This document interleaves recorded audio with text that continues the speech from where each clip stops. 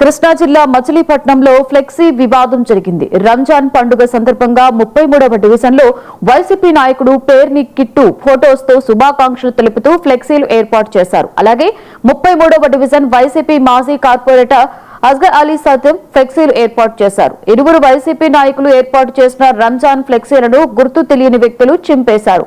గతంలో కూడా కూటమి నాయకులు అస్గర్ అలీకి చెందిన కార్యాలయం ఇంటిపై దాడికి పూనుకున్నారు. అదే తరహాలో స్థానిక టీడీపీ నాయకులే ఉద్దేశపూర్వకంగా ఫ్లెక్సీలను చింపేసి ఉంటారని పలువురు అనుమానం వ్యక్తం చేస్తున్నారు.